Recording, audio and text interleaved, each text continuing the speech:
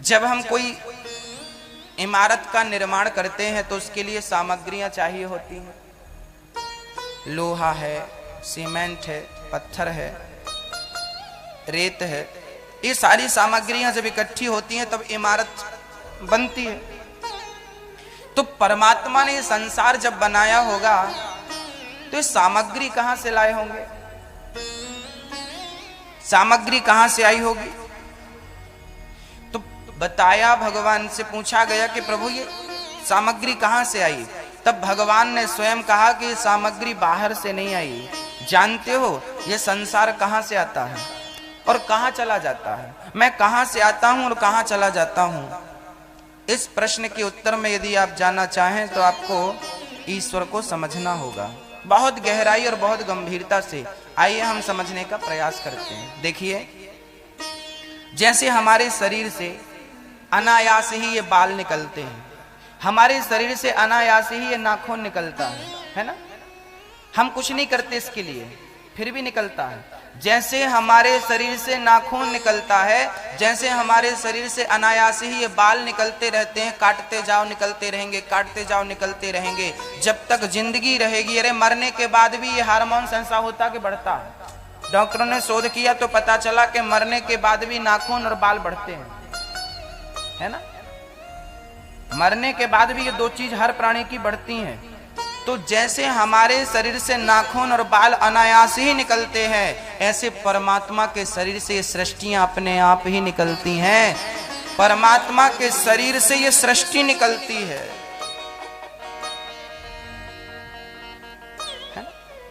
हमारे ये बाल तो फिर भी किसी काम के नहीं हैं, लेकिन जो भेड़ होता है ना, भेड़ के जो बाल होते हैं उसके तो बढ़िया ऊन बनता है, उसके तो बढ़िया स्वेटर वगैरह बनती है, उसका काम आता है, बहुत काम आते हैं उनके बाल।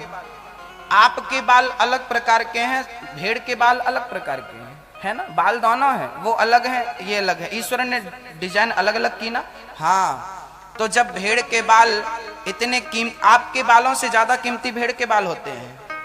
हाँ, तो देखिए कि भेड़ के बाल उपयोगी हैं, जबकि मनुष्य के बालों का इतना उपयोग नहीं है जितना उनका उपयोग है। अर्थ क्या है? हमारे शरीर से ये बाल निकल सकते हैं, उनके शरीर से ऐसे बाल निकल सकते हैं, तो परमात्मा के शरीर से सृष्टि निकलती है। तो आश्चर्य क्या है? इसमें आश्चर्य नहीं करना चाहिए कि परमात्मा के शरीर से सृष्टि निकलती है। ब्रह्मांड निकाया निर्मित माया, रोम रोम प्रतिवेद कहें। रोम रोम में ब्रह्मांड लटक रहे हैं उस परमात्मा के शरीर में। ये जन्म आदि यस्य जन्माद्यस्य, परमात्मा ने ये सृष्टि बनाई, जन्म दिया। सृष्टि को जन्म देने वाले भगवान है, जन्माद्यस्य। और सिर्फ जन्म नहीं, पालन, पालन नहीं, संहार।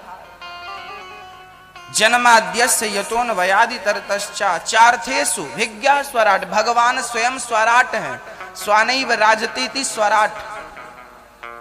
जो परमात्मा स्वयं, सूर्य भगवान का कितना तेज होता है, चंद्रमा का कितना बढ़िया प्रकाश होता है। याद रखना, ये सूर्य भगवान चार्ज किससे होते हैं? भगवान श्री नारायण से ही सूर्य और चंद्रमा चार्ज होते हैं, और वो चार्ज होकर हमें प्रकाश देते हैं। सूर्य और चंद्रमा स्वयं प्रकाशित नहीं है, ये परमात्मा से प्रकाशित होते हैं। उनसे प्रकाश लेके जितना प्रकाश सूर्य और चंद्रमा में है, सूर्य में है, परमात्मा के पास अरबों खरबों गुना अधिक वो ईश्वर प्रकाशवान है। आकाश गंगा में तो ऐसी पृथ्वियां और भी हैं। वैज्ञानिकों ने अभी खोज की तो पता चला कि जिस पृथ्वी पर हम रह रहे हैं, इससे कई गुना बड़े ग्रह अंतरिक्ष में मिल चुके हैं, आकाश गंगा में मिल चुके हैं, है ना? तो हम तो पृथ्वीवासी हैं, धरावासी हैं, तो हमें तो यहाँ का बोध है, यहाँ का ज्ञान है। लेकिन मंगल ग्रह और ना जाने कितने ग्रह हैं, यदि वो ग्रह संचालित हो रहे हैं तो संचालित करने वाला कोई तो होगा। प्लेन उड़ रहा है, हेलीकॉप्टर उड़ रहा है, तो कोई तो होगा उड़ाने वाला, तब तो वो अंतरिक्ष में, आकाश में उड़ रहा है। ऐसे जब अंतरिक्ष में इतने बड़े बड़े ग्रह हैं, इतने बड़े बड़ी आकाश गंगाएं हैं, तो उन्हें कोई तो होगा सृजन संभालने वाला कोई तो होगा, उनको नियंत्रित करने वाला, और वो कोई और नहीं, वो कृष्ण ही है, वो नारायण ही है, जो इस संसार को ही नहीं, ऐसी अनेक पृथ्वियों को। अभी वैज्ञानिकों ने तो पता लगाया कि एलियन भी होता है, कुछ कुछ दृश्य तो मिले हैं, साक्ष्य मिले हैं, होता कि नहीं हम इस पे जाना नहीं चाहते, लेकिन ऐसी अनेक सृष्टियां और भी हैं, हम वहां तक नहीं पहुंच पाई, अलग सब्जेक्ट है, हम वहां तक नहीं पहुंच पाए। अब ये बात सिद्ध कहां हुई? तुलसीदास जी ने लिखा, ब्रह्मांड निकाया निर्मित माया, रोम रोम प्रतिवेद कहें। भगवान के एक सृष्टि यहाँ, एक यहाँ, एक यहाँ, पूरे शरीर में सृष्टियां, जैसे हमारे शरीर में रोम है ना, ये देखिए आपके शरीर में कितने रोम है, कितने बाल हैं, ऐसे ही भगवान के शरीर में रोम की जगह सृष्टियां हैं। एक एक रोम को सृष्टि कहा गया है। आपका रोम इतना बड़ा होता है कि एक चींटी रह सकती है, मतलब वहां खड़ी हो सकती है, चारों पांव रख के, अपने उसके जितने पांव होते हैं। आपका रोम इतना, आपके रोम में यदि चींटी खड़ी हो सकती है, तो उस परमात्मा के रोम में ब्रह्मांड लटक रहा है, तो आश्चर्य क्या है? हम उस ईश्वर के सामने अणु ही नहीं, अणु परमाणु है, अणु से भी अणु, परमाणु। हम, अच्छा, आपके शरीर में बैक्टीरिया होते हैं कि नहीं? वायरस होते हैं कि नहीं? होते। कोई भी बीमारी हो जाए तो बैक्टीरिया, हमारे शरीर में हजारों बैक्टीरिया पाए जाते हैं, हजारों वायरस पाए जाते हैं। जैसे हमारे शरीर में हजारों बैक्टीरिया अपनी पूरी जिंदगी गुजार देते हैं, यहीं खाते पीते हैं, मौज मस्ती करते हैं और हमें मार के चले जाते हैं। जैसे हजारों बैक्टीरिया हमारे अंदर हैं, ऐसे हम करोड़ों प्राणी उस परमात्मा के भीतर हैं, हम भी उसके लिए बैक्टीरिया ही हैं। उस परमात्मा को भक्ति से जाना जा सकता है, उस परमात्मा को प्रेम से पहचाना जा सकता है। और सच कहें तो उस परमात्मा को अभी तक किसी ने नहीं जाना, किसी ने नहीं देखा अच्छे से। जिसने जितना देखा है उसने उतना बतलाया, जिसने जितना समझा है उसने उतना कहा। हमारे समझने और हमारे जानने से कई गुना अधिक है ईश्वर, है ना। सूरदास जी ने जितना समझा उतना लिख दिया, कबीरदास जी ने भगवान को जितना समझा उतना लिख दिया, तुलसीदास जी ने जितना जाना जितना समझा उतना लिख दिया। हमारे समझने हमारे जानने से वो कई गुना अधिक है। उदाहरण हमारे विद्वान देते हैं, अंधों का विद्यालय था, अंधे लोग रहते थे। एक दिन वहां से हाथी निकला, हाथी के गले में टन टन टन टन घंटी बज रही थी। अंधों ने बोला, गुरुजी ये आवाज कैसे आ रही है? गुरुजी ने कहा, पुत्र ये हाथी आया है आज हमारे गांव में, तो उसके गले की घंटी है। अंधों ने बोला, गुरुजी हम भी हाथी को देखना चाहते हैं। गुरुजी बोले, काश तुम्हारी आंखें होती तो तुम हाथी को देख पाते। आपकी तो आंखें नहीं है, आप हाथी को कैसे देख पाओगे? अंधे बोले, कोई बात नहीं, हम देख नहीं सकते तो क्या हुआ, छू सकते हैं, स्पर्श कर सकते हैं। आप हाथी को खड़ा करिए, हम उसे छू कर देखेंगे वो कैसा है। ठीक है। गुरुजी ने महावत से कहा, भाई जरा हाथी को रोको, हमारे कुछ बच्चे देखना चाहते हैं। तो गुरुजी ने बच्चों की टीम बना के भेजा, 10-10 करके, जाओ पहले तुम देख के आओ, फिर तुम जाना, भीड़ ना हो, हाथी क्रोधित ना हो। तो 10 बच्चे गए और उन 10 बच्चों में किसी ने पेट पकड़ लिया, किसी ने सूंड पकड़ ली, किसी ने कान पकड़ लिया, किसी ने पूंछ पकड़ लिया, किसी ने पांव पकड़ लिया। अरे पांव पूंछ पेट पकड़ा ये तो सही था, लेकिन उन बच्चों ने उसी को पूर्ण समझ लिया। जिसने पूंछ पकड़ा उसको लगा, अच्छा ये है हाथी, पतला पतला सा, नीचे झाड़ू जैसा। एक ने सूंड पकड़ी तो उसे लगा, अच्छा ये है हाथी, ऊपर से मोटा, नीचे पतला और नीचे 2 छेद सूंड। एक बोला, अच्छा ये है हाथी, बिल्कुल दीवार की तरह है। एक पांव पकड़ लिया, अच्छा ये है हाथी, खंबे की तरह आ गए। फिर दूसरी टीम गई तो उनमें से भी किसी ने पूंछ, किसी ने पेट, किसी ने पांव, किसी ने। अब सारे बच्चों ने देख लिया, हाथी चला गया। गुरुजी ने बोला, बेटा हाथी किस किस ने देखा? सबने हाथ उठाया, हमने देखा, हमने देखा। गुरुजी बोले ये बताओ हाथी कैसा था? जिसने पूंछ पकड़ी उन्होंने कहा हाथी पतला पतला था। जिन्होंने सूंड पकड़ी बोले गुरुजी गलत बोल रहा है, हाथी मोटा सा था, इतना मोटा तो रहा होगा। किसी ने कहा गुरुजी दोनों झूठ बोल रहे हैं, हाथी तो खंबे की तरह था, इतना मोटा, ऐसे मैंने ऐसे लिया था। तीसरा बोला गुरुजी ये तीनों झूठ बोल रहे हैं। चौथा बोला गुरुजी ये तीनों झूठ बोल रहे हैं, हाथी तो दीवार की तरह था, बिल्कुल प्लेन। हाँ थोड़ा सा गहराई थी, ऐसा ढोलक टाइप का था, पेट पकड़ा।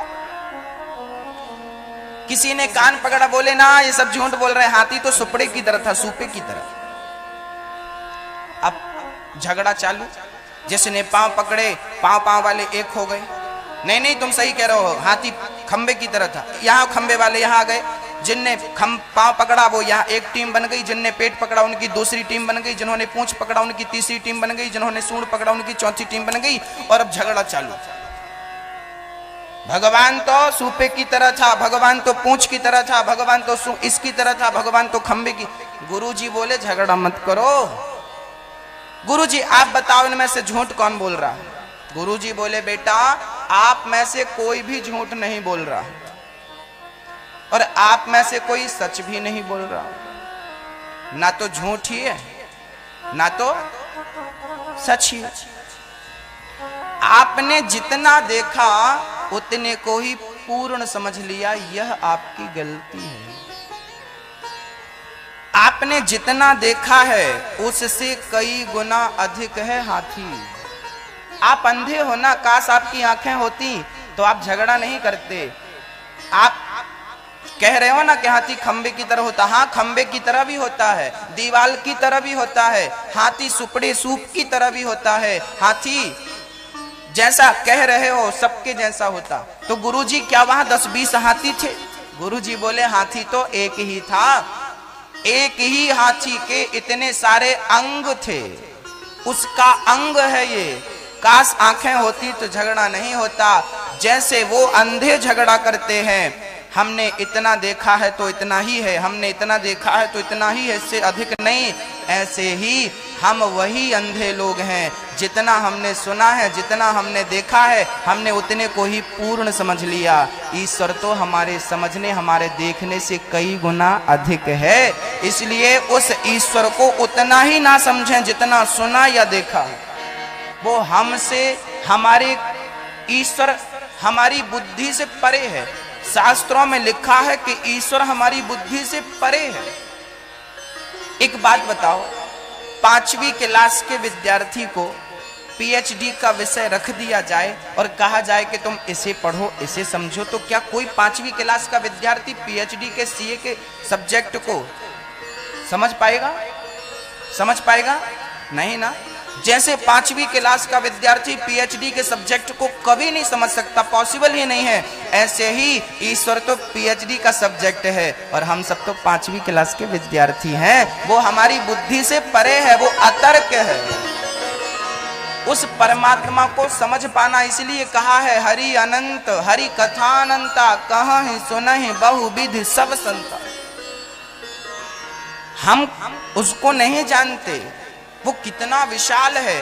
हाँ हमने जितना अनुभव किया है हम उतना आपके साथ शेयर करेंगे। हमने सपने में आज कन्हैया को देखा, आपने भी सपने में आज बिहारी जी को देखा होगा। जितना हमने देखा है हम तो उतना ही शेयर कर सकते हैं, हम तो उतना ही बतला सकते हैं,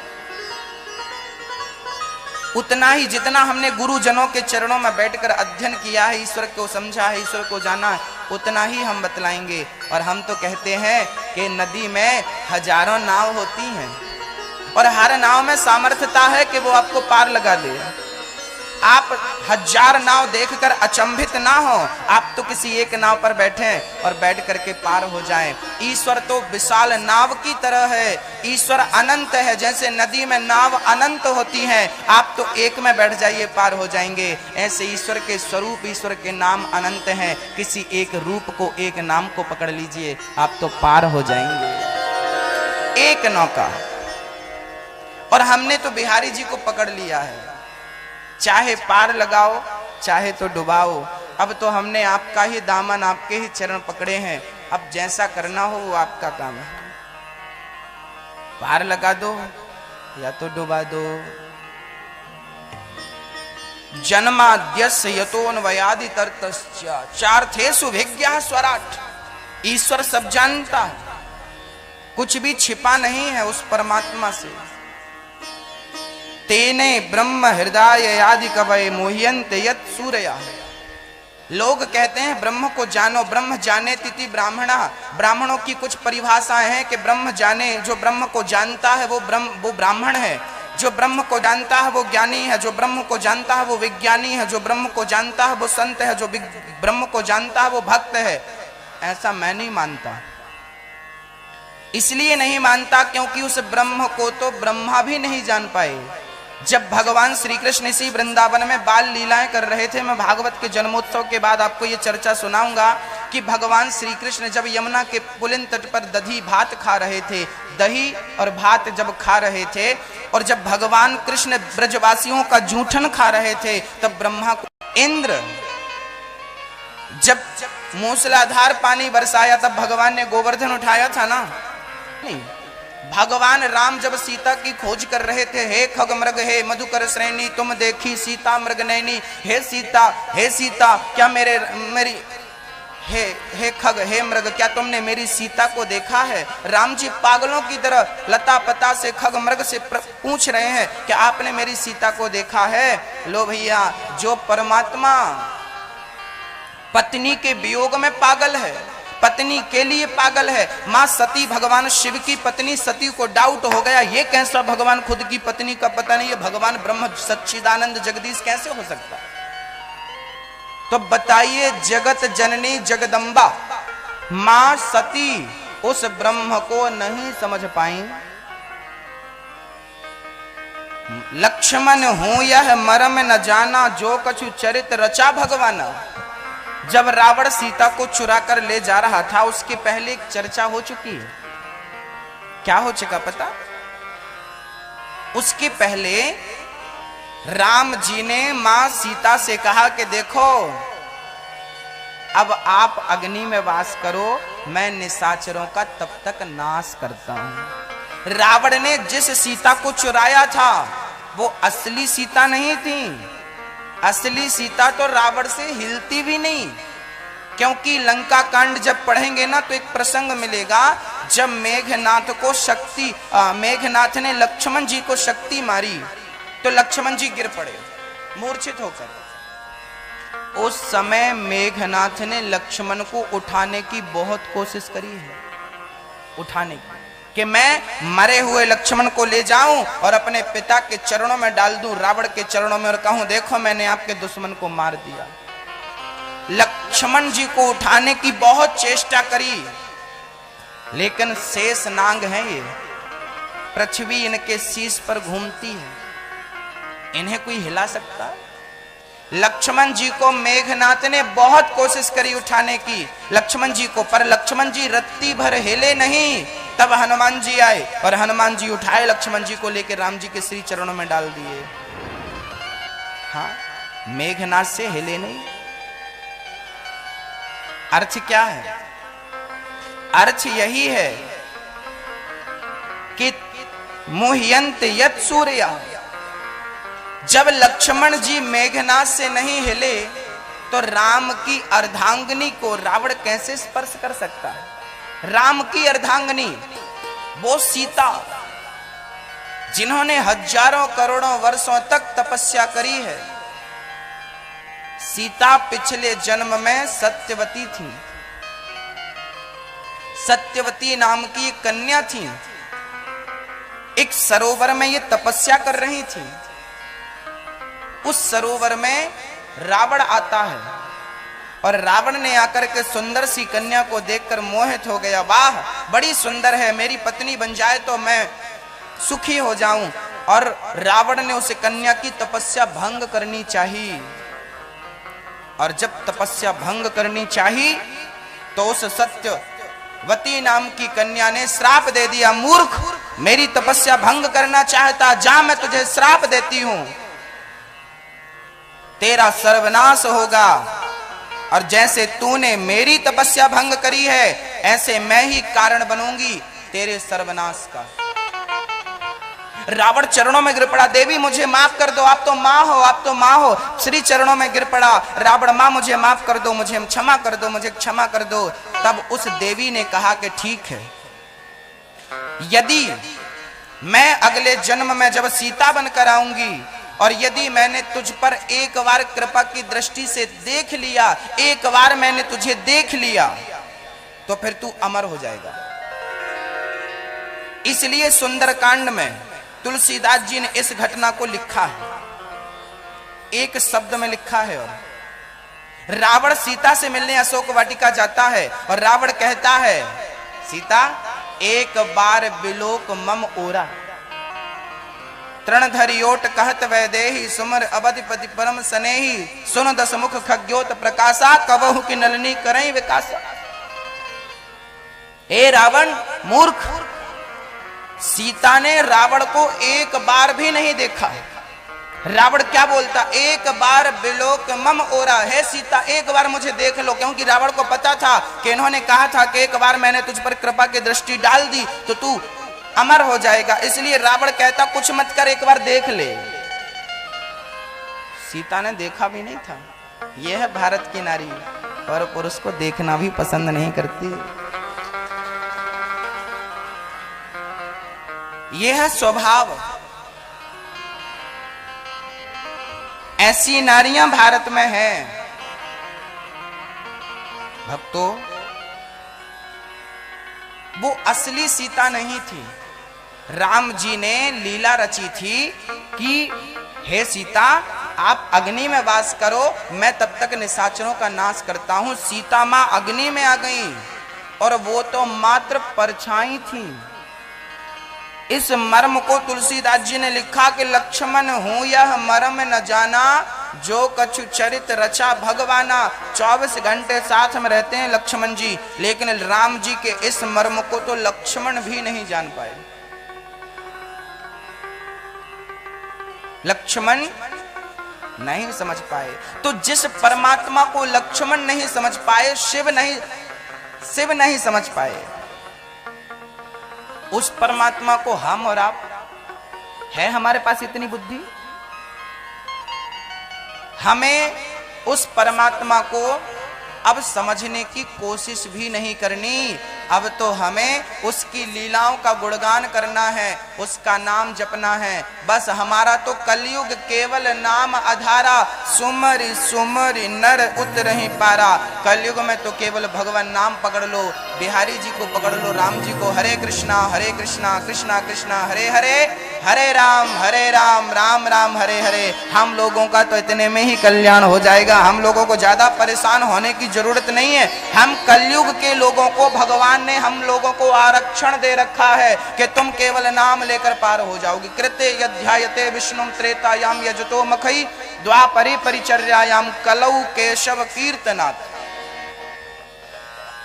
कलयुग में केवल नाम लेकर हम वो गति पा लेते हैं जो गति सतयुग त्रेता और द्वापर में यज्ञ करने से, जाप करने से, ध्यान लगाने से, समाधि लगाने से मिलती थी। कलयुग में वही गति मात्र नाम जपने से।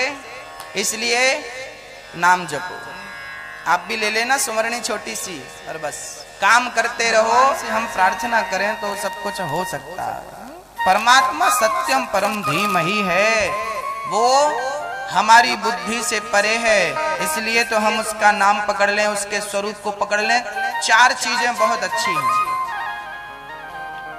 देखिए, ईश्वर को पाने के लिए ना हमें 4 चीजों का सहारा लेना पड़ेगा। कौन कौन पाना चाहता है कृष्ण को? अरे आप तो पा चुके, अब क्या बचा? 4 चीजें हमें मिल जाएं तो जिंदगी सफल हो जाती है। ईश्वर को पाने के लिए न 4 में से चारों हो या एक तो हो। क्या 4 चीजें कौन कौन सी? ईश्वर को पाने के लिए 4 सीढ़ियां हैं या 4 मार्ग हैं, कुछ भी आप कह सकते हैं। पहला, ईश्वर को पाने के लिए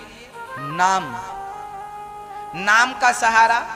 नाम रूप, लीला और धाम, ये चार चीजें यदि आपके पास हैं तो ईश्वर को पाने में कोई कठिनाई नहीं है। कौन कौन सी? पहला तो नाम का सहारा, कलयुग केवल नाम, काम करते रहो, नाम मत छोड़िए। जैसे आप कितने भी बिजी होते हैं पर दिल की धड़कन कभी रुकती नहीं है, तो भगवान का नाम भी रुकना नहीं चाहिए। सोते सोते भी नाम जपो, फिर आप जब सपने में देखेंगे तो भी भगवान का चिंतन पाएंगे, उनका दर्शन करेंगे। तो नाम, या तो नाम का सहारा लो, और नाम का सहारा लो और नाम रूप, भगवान के रूप में खो जाओ। बिहारी जी को देखा कि नहीं आज आपने? रोज सुबह सुबह जाइए आप लोग ना, क्या किया करो, सुबह सुबह रोज जाइएगा, सवेरे जल्दी उठ जाइए, 7 बजे बिहारी जी के दर्शन प्रारंभ हो जाते हैं, है ना? 7:30, कोई बात नहीं, आधा घंटा वहीं जप करना। हम उनका वेट करें, वो हमारा वेट थोड़ी करें। हम उनका वेट करें ना, हम उनका इंतजार करें, वो हमारा इंतजार क्यों करें? उनकी क्या पड़ी? हम इंतजार करें। 7 बजे पहुंच जाइए बिहारी जी के दर्शन, घेराव करिए बिहारी जी का, दर्शन दो, हम आए हैं।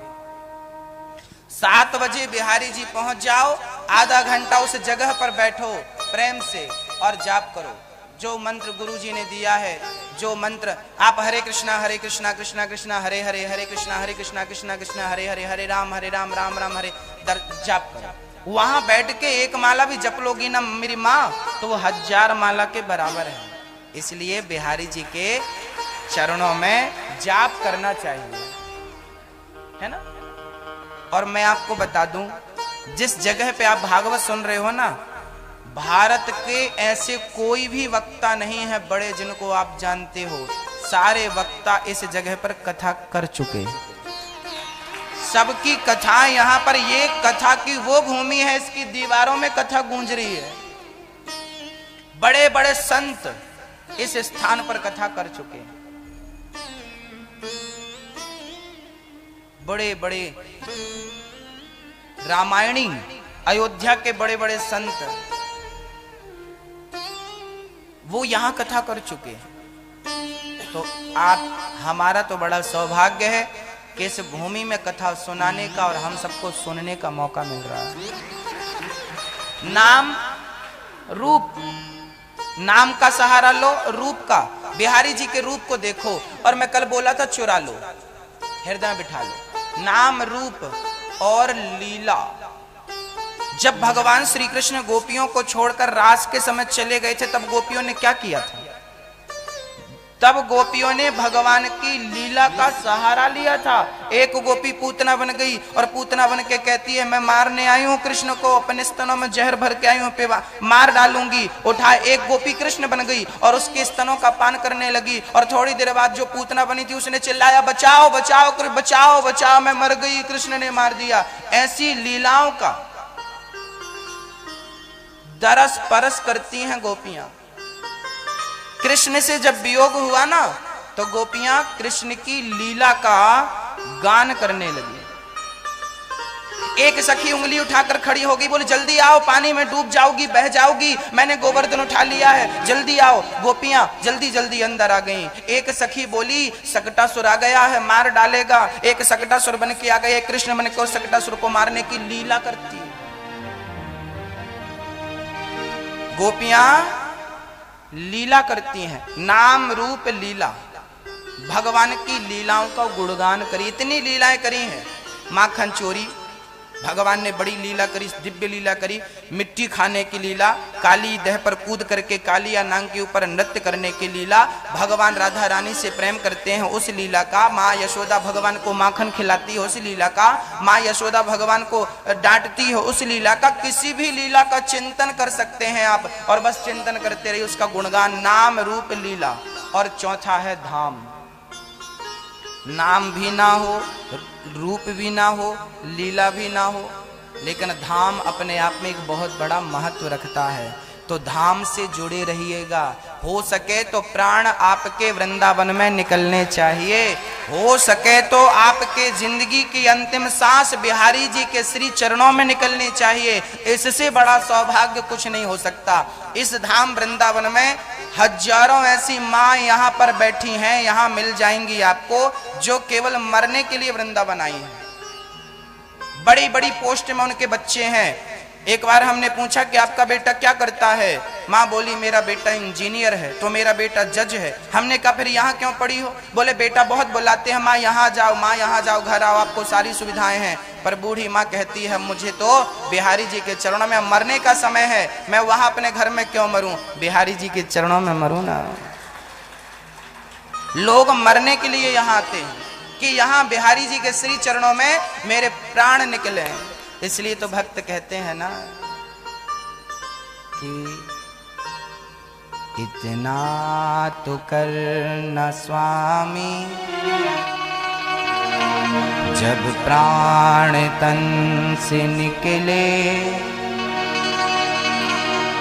गोविंद नाम लेकर मेरे प्राण तन से निकले, इतना तो करना स्वामी। आना जरूर आना, राधे को साथ लाना, मुरली मधुर बजाना, जब प्राण तन से निकले, इतना तो करना स्वामी। हे प्रभु जब मैं मरूं तो बस प्रार्थना है कि श्री गंगा जी का तट हो, मेरा सांवरा निकट हो, मेरे मुख में तुलसी दल हो, जब प्राण तन से निकले, इतना तो करना स्वामी। हे प्रभु बस प्राण जब निकले तो बस आपका दर्शन करते, आंखें आपके दर्शन में लगी हो, कान आपकी कथा में लगे हो और वाणी आपके नाम को जप रही हो, बस यही मेरी जिंदगी की सबसे बड़ी अमीरी है। यदि मुझे ये तीन चीज मिल जाए मरते समय तो मेरे जैसा अमीर इस दुनिया में ना हुआ था ना कभी होगा। सबसे अमीर मैं हूं।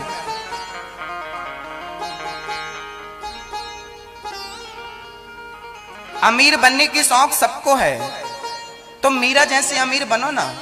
मीरा तो सबसे अमीर थी। मीरा तो कहती थी मैंने ऐसा धन पा लिया है, ना चोर चुरा सकता ना बेटा बांट सकता। पायो जी मैंने राम रतन धन पायो, वस्तु अमोलक दी मेरे सतगुरु करी कृपा अपनायो। मीरा ने तो राम नाम का वो धन पाया है। हम भी अमीर क्यों नहीं बन जाते? हम भी बन जाए ना, इसमें कोई पैसे थोड़ी लगते हैं, कोई खर्चा नहीं है, एक भी रुपए का इन्वेस्ट नहीं है और प्रॉफिट बहुत। ये पैसा ना यहां चलता है भारत में, और यहां भी भरोसा नहीं कब बंद हो जाए। अमेरिका में ये नहीं चलता, वहां डॉलर अलग है, वहां की मुद्रा अलग है। अमेरिका में ये नहीं चलता। अरे भाई ये पैसा जब बाजू वाले देश में नहीं चलता तो उसके देश में ये कैसे चलेगा? वहां की कौन सी संपत्ति है? राम नाम का डॉलर चलता है वहां, राम नाम का रुपया चलता है वहां। राम नाम की संपत्ति इकट्ठी कर लो, क्योंकि मनुष्य का जो शरीर ईश्वर ने हमें दिया है, इस शरीर से ही परमात्मा के नाम की संपत्ति इकट्ठी की जा सकती है। पशु पक्षी जीव जंतु के शरीर से राम नाम की संपत्ति का संग्रह हो सकता है क्या? राम नाम की संपत्ति इस शरीर से जुटाई जा सकती है। इस शरीर से उस परमात्मा के नाम की संपत्ति का संग्रह किया जा सकता है। अन्यथा किसी भी योनि को प्राप्त करने के पश्चात आप चाहे तो भी नहीं कर सकते। इसलिए हमें ज्यादा से ज्यादा कौन सी संपत्ति जुटानी है मेरी मां? पायो जी मैंने पायो जी मैंने। बहुत बढ़िया। वस्तु अमोलक दी मेरे सतगुरु, वस्तु अमोलक दी मेरे सतगुरु, कर कृपा अपनायो पायो जी मैंने। राम रतन धन पायो पायो जी मैंने। राम रतन धन पायो पायो जी मैंने। कृष्ण रतन धन पायो पायो जी मैंने। राम रतन धन पायो पायो जी मैंने। किसी के कान में हीरा, किसी के कान में हीरा, किसी की नाक में हीरा। लोग कहते हैं हमें हीरा दिलाओ, पत्नी बोली पति से, प्रेमिका बोली प्रेमी से हीरा दिलाओ। किसी के कान में हीरा, किसी की नाक में हीरा। हमारे बांके बिहारी हीरा है, बांके बिहारी हीरा। किसी के कान में हीरा है, किसी की नाक में हीरा। हमारे तो बांके बिहारी ही हमारे। उस हीरा के लिए जमाना रोता है, हम इस हीरा के लिए रो लें। इस हीरे के लिए जिस दिन रोएंगे जिंदगी सफल हो जाएगी। फिर वो हीरे के तो छोड़ो ही मत, उन हीरों की तो कोई वैल्यू नहीं है ना। इस हीरा के सामने उस हीरा की कोई वैल्यू है? आपको क्या लगता है? मीरा के पास कौन सा हीरा था? आज तक उसके हीरे को लोग लेना चाहते हैं। हमें भी दे लो ना मीरा, हमें भी दिला दो अपने हीरा को। एक बार दिखा दो, एक बार कुछ मत करो, दिखा बस दो, एक बार दिखा दो। आप लोगों के पास जो हीरा है ना वो लगभग सबके पास है। सोनी जी की दुकान में चले बस जाओ, साहब जी जरा हीरा दिखाना, दिखा देता, फोकट में दिखा देता, कोई पैसा नहीं लेता दिखाने का। लेकिन धन्य है वो मीरा जिसके हीरे को देखने के लिए जमाना तरसता। भीड़ सवेरे से शाम तक, अभी आपने गए ना बिहारी जी, जितनी भीड़ अभी है इससे कई गुनी शाम को मिलेगी आपको। उस हीरा को देखने वाले कम हैं। उस हीरा को, अरे उस हीरा में तो नकली भी मिलता है। हाँ, उस हीरे में तो नकली भी है, पर इस हीरा में ना नकली वाला काम नहीं है। शुरू किया, पहले तो मिल जाते थे आसानी से, आजकल थोड़ा भाव बढ़ चुके हैं। ऐसा मैं नहीं कहता, गोपियां कहती हैं। पहले तो यहाँ घूमता रहता, गैया चराता रहता, बछड़े चराता रहता, कबड्डी खेलता रहता, तो चुपके से हम देख लेती अपनी खिड़की से। लेकिन आजकल तो छोड़ के मथुरा चला गया ना, आजकल तो राजा बन गया, द्वारिकाधीश बन गया है, तो आजकल जरा भाव। भाई तब के दिन अलग थे, आज के दिन अलग हैं। इसलिए ना द्वारिकाधीश कि कृष्ण को लोग याद नहीं करते। पता है आप, द्वारिकाधीश धाम जरूर है, लेकिन द्वारिकाधीश में भी जाकर के लोग ना बांके बिहारी के जयकारा लगाते हैं। द्वारिकाधीश भी जाकर के माखन चोर को याद करते हैं। और सच कहूं तो द्वारिका में भगवान को राजा की तरह सम्मान मिला है, यहां तो सखा की तरह सम्मान मिला है ना। तो दुनिया के लोग यहाँ के कृष्ण को ज्यादा प्रेम करते हैं, क्योंकि कन्हैया हम तुम्हें राजा के रूप में देखना पसंद नहीं करते, हम तो तुम्हें उसी रूप में देखना पसंद करते हैं जब तुम गैया चराते थे, जब तुम चोरी से माखन खाते थे, जब तुम गोपियों को तंग करते थे, माँ यशोदा को देख करके रूठ जाते थे। माँ आज तैने माखन नहीं खिलाया, आज मैं बात ना करूंगा। मैया से जब रूठ जाते थे, मैया जब आपको मनाती थी, जब मैया रूठ जाती थी तब आप मैया को मनाते थे। प्रभु आपकी वो झांकी वाकी, आज भी वो आपकी वाकी झांकी हम देखना चाहते हैं। आप द्वारिका में गए, सोचिए भगवान 11.5 वर्ष मात्र वृंदावन में रहे हैं। गोकुल से वृंदावन की जो भी भगवान रहे हैं, 11.5 वर्ष की उम्र में भगवान मथुरा चले गए। और उसके बाद 125 वर्ष में से आप 11.5 माइनस कर देंगे तो जो टोटल बचेगा वो समय भगवान द्वारिका में रहे। 2-4 महीने और मथुरा के आप माइनस कर दीजिए, लगभग 100 साल 110 वर्ष भगवान द्वारिका में रहे हैं राजा बन करके।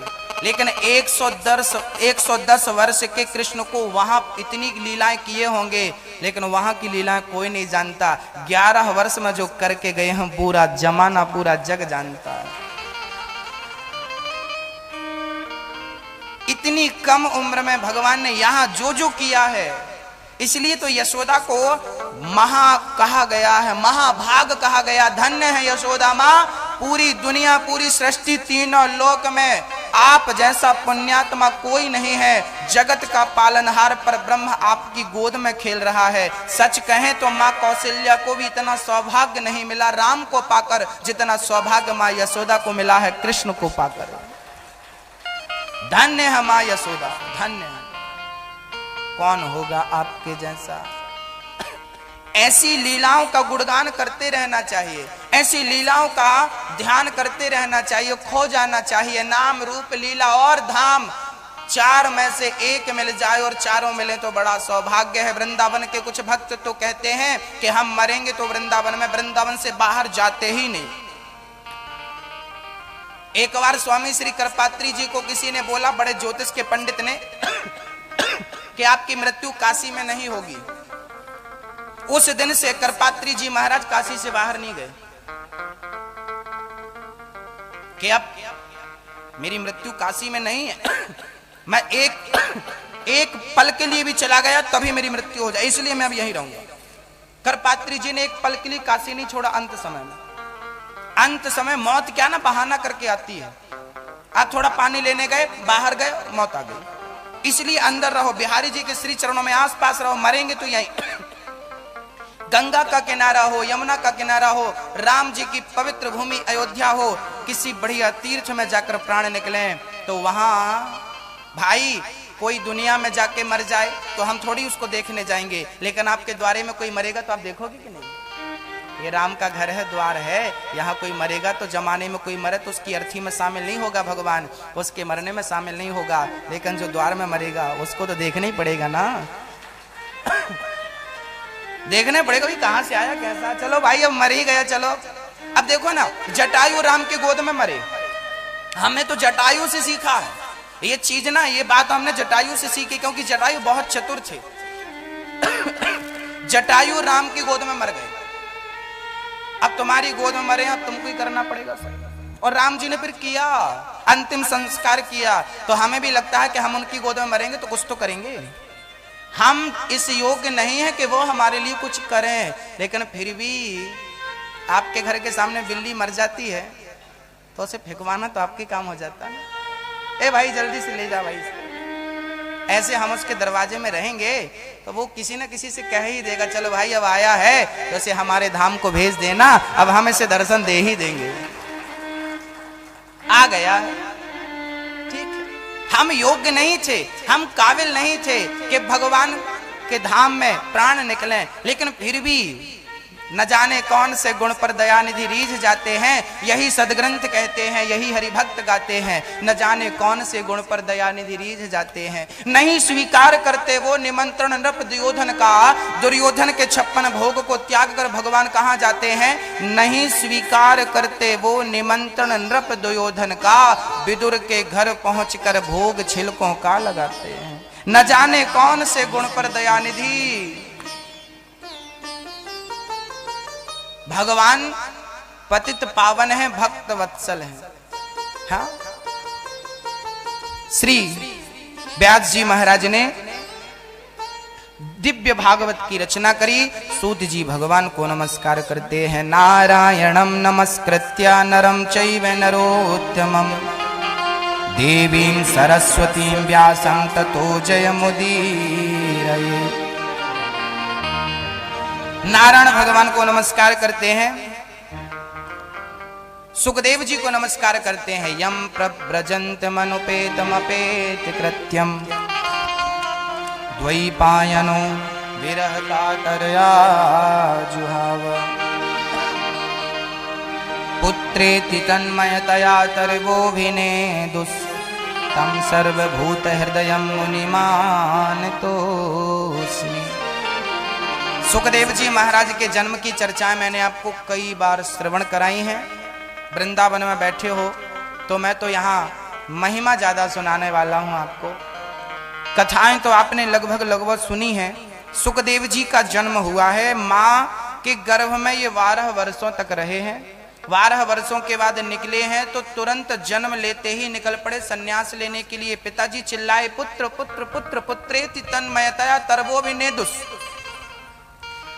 चिल्लाया पिताजी ने। पिताजी कौन? श्री वेदव्यास जी। वेदव्यास जी चिल्लाए। वेदव्यास जी का नाम है द्वैपायन। इन्होंने वेदों का विस्तार किया, इसलिए नाम पड़ गया विस्तार से वेदों व्यास, वेदव्यास। इनका रियल नाम है द्वैपायन, द्वैपायनो। श्री सुखदेव जी महाराज का पीछा किया पिताजी ने, पुत्र विवाह कर लो और फिर भजन करने निकल जाना। सुखदेव जी बोले, मैं विवाह के चक्रव्यूह में फंसा तो निकल नहीं पाऊंगा, इसलिए मुझे तो भजन करने दो।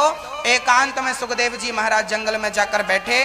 तब व्यास जी महाराज ने 18 पुराण लिखे। उनमें से जब भागवत का एक श्लोक सुखदेव जी को याद कराया, अपने शिष्यों को याद करा के सुखदेव जी के पास गए तो श्लोक बड़ा सुंदर था। वरहा पीडम नटवर बपुः कर्णयो कर्णिकारं बिभ्रद्वासः कनक कपिसम वैजयन्तीं चमाला रन्ध्रान् वेणोरधर सुधया पूरयन् गोपवृन्दैर् वृन्दारण्यं स्वपदि रमणं प्राविशद्गीत कीर्ति।